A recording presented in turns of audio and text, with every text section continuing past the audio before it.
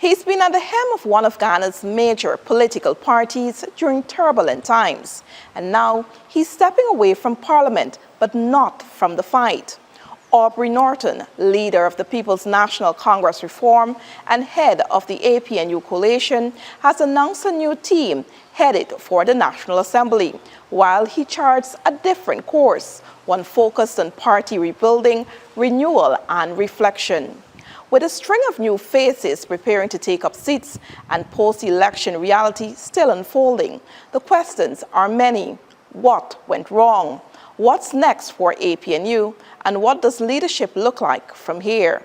On this edition of Sources, Norton reflects on the elections, his decision to step aside from Parliament, and the road ahead for the party and for national politics.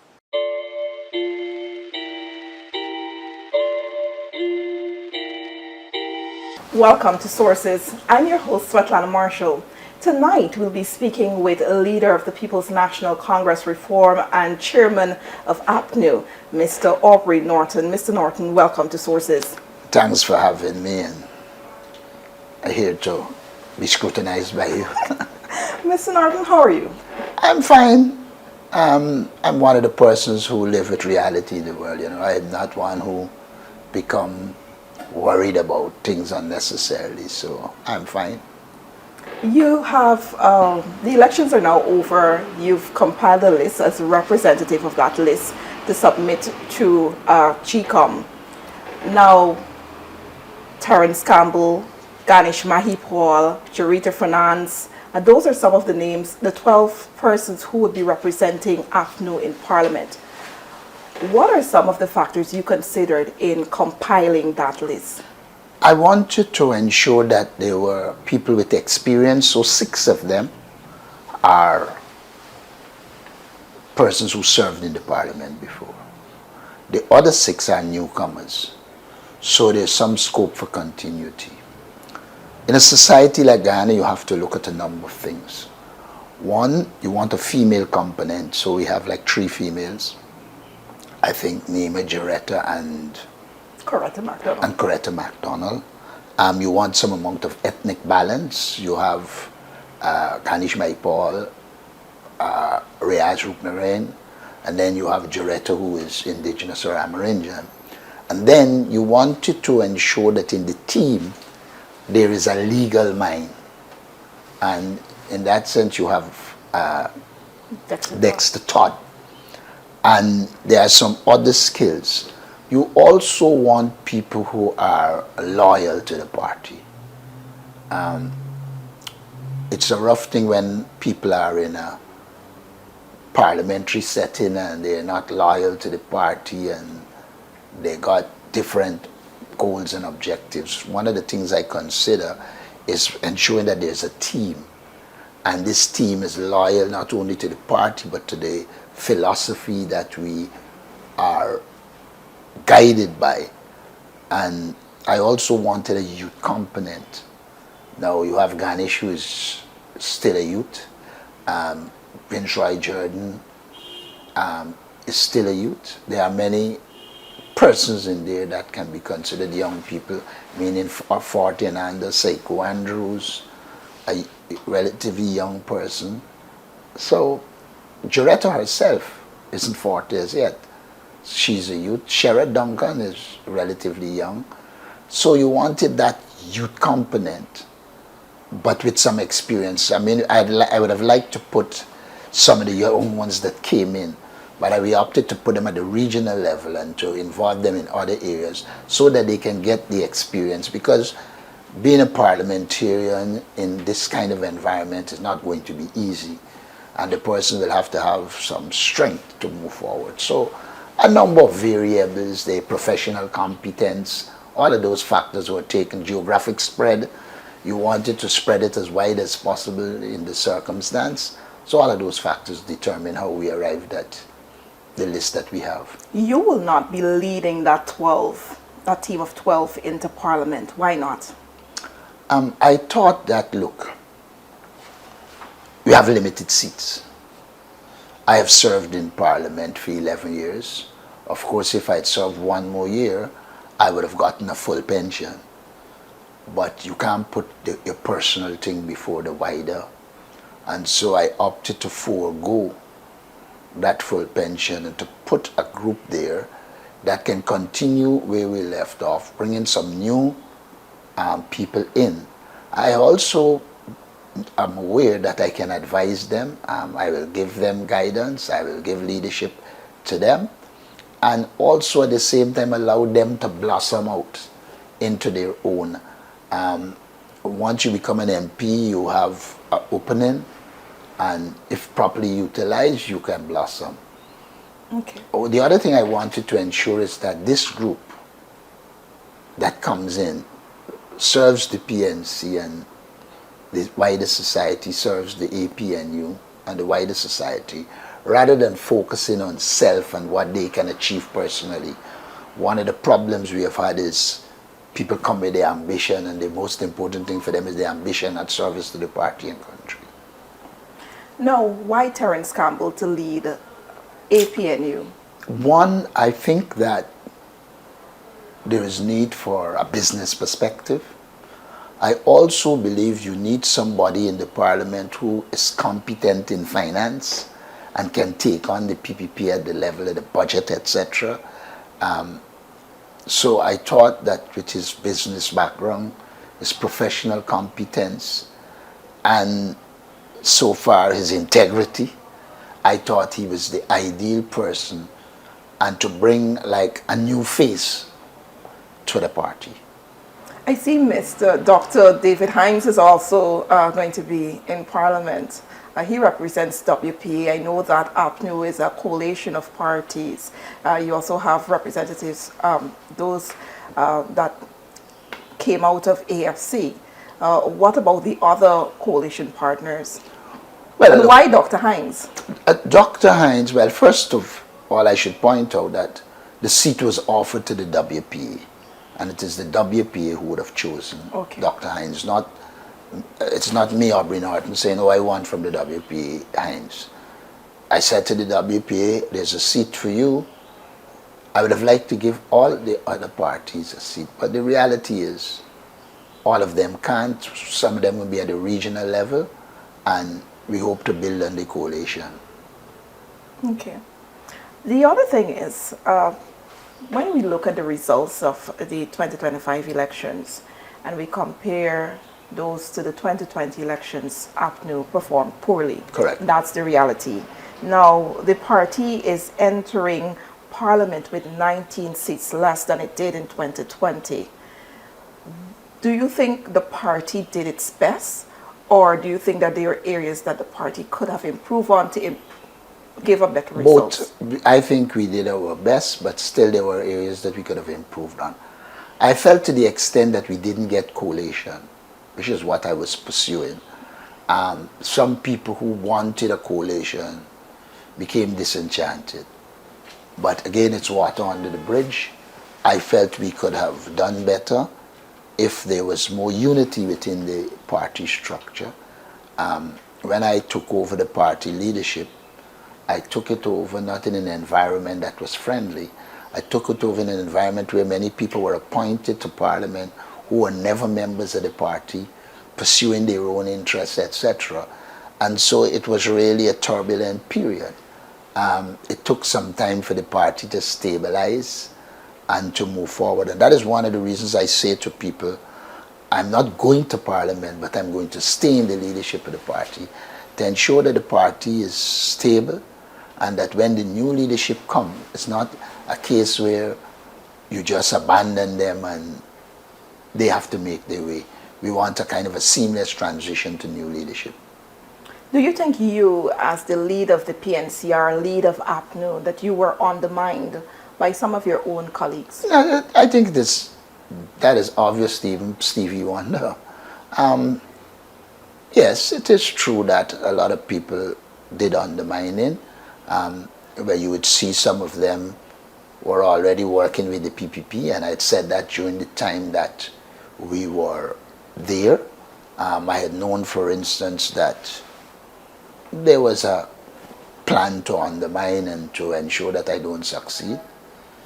And so I live with that reality that there was widespread undermining as it relates to the party. It happens when, as a party, you bring in people who are not grounded in the party and they come with their own agenda and ambitions. On this occasion, we have new people, but a lot of them came with a commitment to see the back of the government and to give of their best. And so one doesn't anticipate that they will now try to do some of the things the others did who were part of the APNU AFC. From the time I became leader of the APNU AFC, there was a movement to actually separate the APNU and the AFC, and I stood up to it, and I think Kemraj played a role in ensuring that it didn't happen. But it was turbulent times to carry a group of people that were not chosen by me, and therefore they were controlled by people outside of the parliamentary arena. And if that wasn't the case, you think the party would have done much, much better? That is one element. What are the other factors that influence the party's performance? I know you spoke heavily heading into the elections about the state of the voters list, and so you could start here. The voters list has been a problem, the absence of biometrics, the total domination and control of GCOM by the PPP would have played a significant role. I think also the fact that some people in the society felt that I wasn't an upper class type person also played a role. There seem to be those who believe that you must come from a particular social background if you're going to be leader, and I think that played a role. One of the things I thought would have played a significant role was the policies and programs you outlined. Now, I think the government has impoverished the society, and therefore once you came with money and offer, a lot of people were lured by it. And so I think finance played a critical role in these elections in a way that they never played before. And I think there was no doubt that there was buying of votes and all the bribery that went along with the 2025 elections. Mm-hmm. On the issue of finance, how would the party address that, or how should the party address it going forward to ensure that it's able to finance its campaign? I guess, and when you look at WIN and you compare the ability of APNU to say, okay, we're going to build you a house, do you think that played a factor? Yes, there's no doubt that some people were carried away by the wealth on that side. I sense what we have to do moving forward is to find wealthy people who are willing to support the APNU and move forward. It can no longer be a situation where you just rely on your policies, your programs, etc. That's not going to... You have to have money. You have to have money. That is going to be a critical factor moving forward. Another thing, the party was faced by a number of departures. You hinted to it just now when you spoke about persons who would have crossed over. Do you think that as a result of say Jeremy Figueroa from Region 10 or James Bond from Region 4 leaving the PNCR and endorsing President Ufanali would have, affected the performance of the party? Do you think they pulled votes from APNU? Well, I don't think they pulled votes. It would have affected, but I don't think they pulled votes. In fact, if you do a careful analysis, it's some of our ground soldiers who went to win that helped rather than the persons who will end up at the top. It was similar to what happened in 2006 when the AFC won. We had some key people who went in that direction, and that is what we have to address. Now that you mention win, why do you think that ground soldiers, persons who were always part of APNU, PNCR, were so willing to jump ship, as they would say? One, money. I know of one case in Linden where the man's business had collapsed. He didn't have resources. He wasn't likely to do well politically, and so he opted to go where money was. I'll give you the classic. A young man from Angoy Avenue was asked, are about the elections, and he said, I like the policies of the APNU. I like their programs. But the $30,000 I collect can feed my children tomorrow. And for him, that was the most critical thing, that whoever gave him money was who he was going to support. Which one of the things that should be obvious in these elections is that there was a rejection of the PPP, the rigging apart. Because unlike what people believe, the PPP didn't do as well as they claim to have done. There was widespread rejection of the PPP.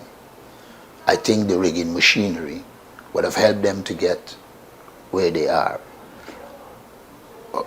If you look, for instance, at Linden, the PPP didn't make any significant increase in Region 10. Now, in the south of Georgetown, they didn't have any significant increase.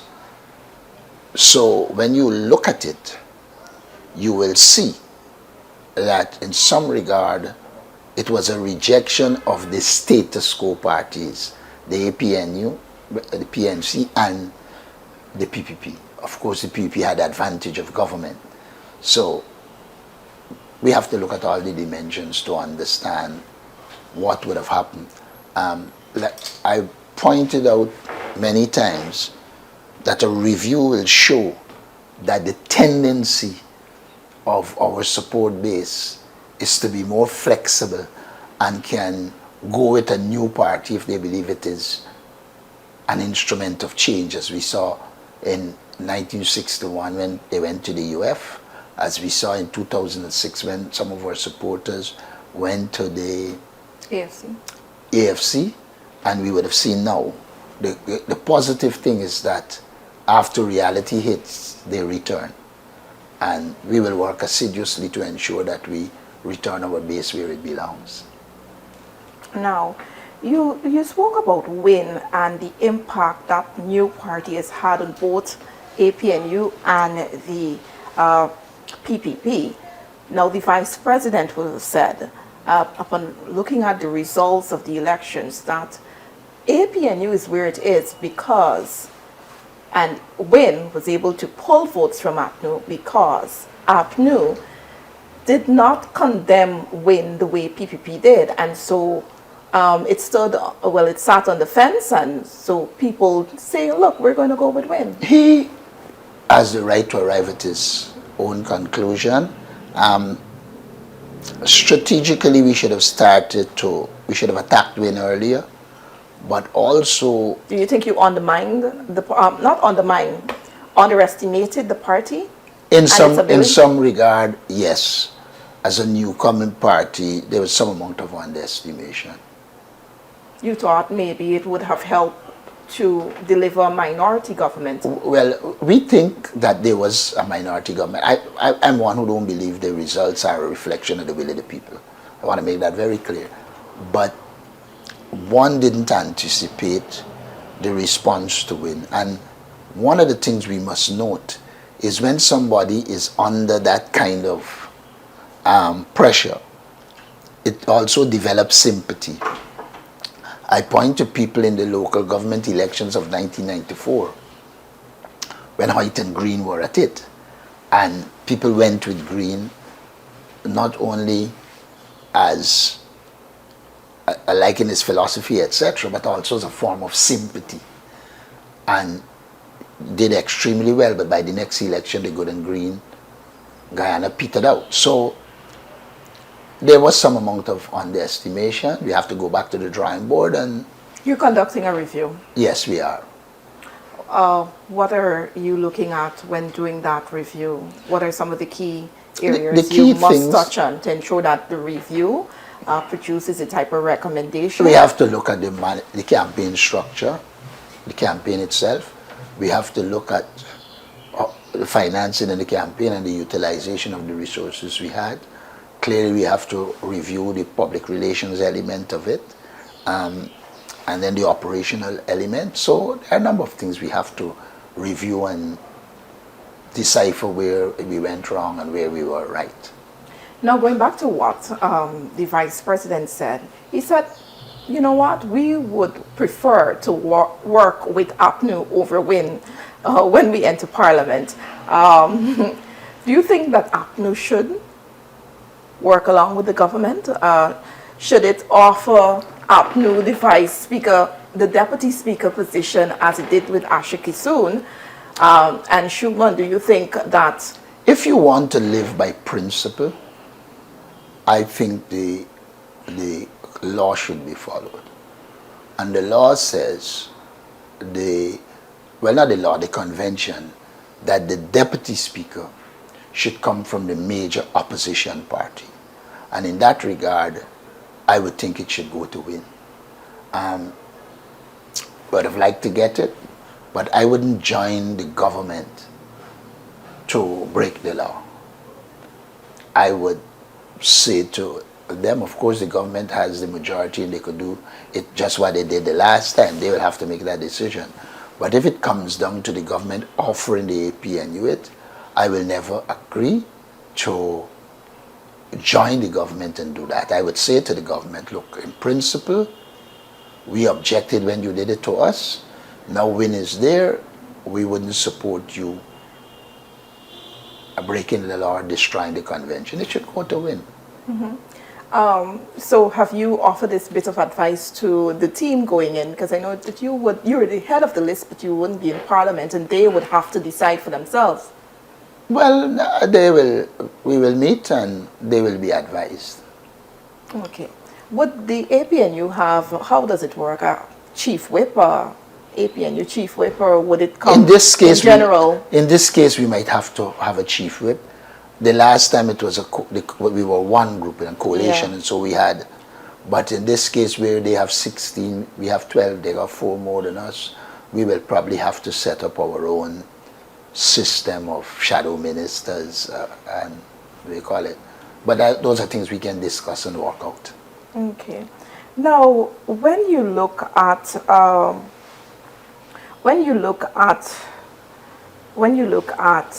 the composition now of Parliament, you have one PPP, APNU, you have WIN, but you also have Forward Guyana Movement. How do you see all the parties? And I want to talk about Forward Guyana, but I'll do so in a bit. How do you see all the parties working together for the betterment of the nation? Well, I don't know about all the parties working together. No? No. Let us not fool ourselves. There's government and opposition. Okay. There are a certain amount of things that you have to cooperate and collaborate on. When I was in Parliament, I collaborated on the Guyana-Venezuela territorial controversy. But I wouldn't say that we have to be working together. Okay, so besides the controversy, what are some of the areas that the opposition and government must work on? And how do you see Asruddin Mohammed as the leader of the opposition? Do you think that would be challenging for the APNU to work along with, or is there need to collaborate? I don't want to speculate. I do not know Asruddin. I've never worked with him. I don't want to develop preconceived. There are facts about him that we know, that will inform. But as an opposition member, we will have to work with the opposition. And where we think they are right, we'll say they're right. Where we think they're wrong, we'll say they're wrong. That's the reality. We're not going to change that. And even Amanza, we will have to work with her. I mean, she has gotten the remainder's seat, and therefore she is going to be a member of Parliament, and I think there's need to work with her. Now, talking about Amanza Walton this year, when you look at her performance in this year's election, are you disappointed that the party did not do more to keep her? Do you think, or there was nothing to be done? I think the party did enough to keep her, but she had already decided where she's going. There's a water under the bridge. I wouldn't kill myself. But if you add her votes to our votes, it will make a significant difference. Mm-hmm. And I would say that we are still a major political party. We've got to work to improve it. And how do you work to ensure that, given what transpired in these elections and the representation in the National Assembly, that APNU is not overshadowed by WIN going forward and by Forward Guyana Movement? How do you ensure that the party stays relevant, and how do you ensure that the party builds itself up? We have selected the people to do just that. I believe the team in there is a formidable team. You have 12 persons, all of whom could stand on their own. The new addition, Sharma Solomon, can stand on his own. Riaz Rupnarayan, who's just gotten his doctorate in education, can stand on his own. Who are the other new people? Dexter Todd could stand on his own. Everybody there will be of consequence. And I don't see no party overshadowing us. They're going in there with the ideas from the process that led to our manifesto. They are going there with clear ideas of what Ghana should be and can hold them accountable against what Ghana should be. That's the reality. Now, the observers in their report spoke about, and you mentioned GCOM, the composition of GCOM. They spoke about the state of the list, the size of the list, and the concerns of the political parties, primarily the opposition parties. They spoke about campaign financing. Would you want to see those, how important, that's the question I should ask, how important is it for Guyana to address those issues moving forward? And since I'm asking about GCOM, would the results of the election and the composition in Parliament affect the commission? I know you have 3 nominated. It cannot affect the commissioners. A decision was made years ago that there will be continuous registration and that there will be a permanent elections commission. Unless the commissioners decide on their own they are resigning, there is nothing to move them. You're sure? Dead sure. And that is a reality. There's nothing in the law. I recall when the debates were going on, I was in the leadership of the PNC at the time, about permanent. This was one of the concerns, that what happened if you have a change in the dynamics. And the view was expressed then, I think the Carter Center was involved, that would be good because they will be independent of the political parties. Unfortunately, in this case, it's only on one side.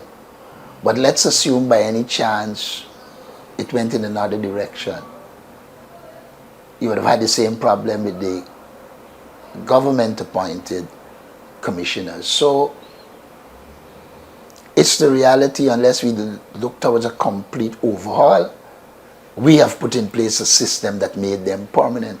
Or would you ask them to step aside? No, I would not. No? No. I mean, in all fairness, you no longer hold that I would majority. Not. Let me tell you. You're not the main opposition. Let me tell you why I would not. I don't have the authority to do that. Okay. The only persons with the authority to decide that is the commissioners themselves. Oh, they must resign. They have to decide what they want to do. But as leader of the PNC, I won't go to them and say, "Hi, I expect you to resign." Not at all. I mentioned the list. I mentioned campaign financing. Those are some of the issues the observer missions spoke about in their preliminary reports. How important it is for the country to address those particular issues, the use of state resources heading into next election. And then we'll talk about your contention that the elections were not free and fair. So let's talk about the recommendations and the concerns Look, raised. the recommendations are always good. You hardly have any new recommendation in this set. These are similar recommendations that were made in 2015. They were made in 2011, 2020, the same recommendations. And the issue is not the recommendation. The issue is how do you politically do what is necessary or take action to ensure the government budgets and make changes. That is where the real issue is. And in that case, you have 2 options, the parliamentary option or the extra parliamentary or a combination of both. Now, I don't think the government is going to budge at the parliamentary level, so it will become an extra parliamentary matter. It depends on how it is pursued. Okay. Now, you spoke repeatedly about elections not being free and fair. In fact, when the results were declared at the level of the 10 electoral districts, APNU requested a recount at least for Region 4, and then there was a recount for Region 5, partial recount. Why was that necessary? And the results have not changed. No, we didn't expect the results to change. So why? But we expect to be able to identify the discrepancies. Were you able to do so? Yes, we have identified. You see, let me make this point to you. Really and truly, the problem we need to rectify when it comes to that is this. The law does not provide for any verification before the election results are declared. And so what in essence happened is you could have all the discrepancies and they declare it. And then the law says you have to go to petition. What there is need for is a change in the law to find a mechanism to ensure that there can be verification of the process and the votes before a declaration. Or else you will always find the incumbent seeking to declare and then say go to petition and stretch the petition out for 5 years. By the next election, you're back to square one. No, in 2020, there was a national recount, and you, in your request to the chairman of the Ghana Elections Commission, Justice Claudette Singh, asked for a forensic audit. Why not a national recount if you felt that there were issues? Because a recount doesn't allow you to get to the bottom of these processes. How will a recount tell you if they stuff the box at any more? Well, in 2020, you had boxes without the requisite documents, and you saw that. Good, but the problem in 2020 was this. You agree on a recount, and you had agreed that only eligible votes will count. But the minute they did the box recount, they didn't worry that element, and Claudette Singh proceeded to declare the PPP winners. So it was only part of the recount that was done. And again, that was the problem. And that wasn't a forensic audit. It was merely the same thing, a count of the ballots in the box. Okay. And that's the end of it. So you felt that a forensic audit... I still think there is need for a forensic audit of these elections. Because a forensic audit would be able to tell you all the procedures they violated. It will be able to give you a clear idea of what happened in the polling stations. You'll be able to vet the computer and the computer programs. Some people believe that some of the skullduggery were undertaken at that level. Some people believe that a lot of the polling clerks were PPP and controlled by the PPP. So in many areas where you couldn't have the kind of scrutiny, the government did what they wanted to do. And so unless you do a forensic audit, you're not going to get to the bottom of it. And you wanted an annulment of the elections? Well, we had said an option of annulment or a forensic audit. And you thought... So, but the Constitution, as the chair referenced to, and I'm going to rely on her because she is she is a former judge, called for a petition.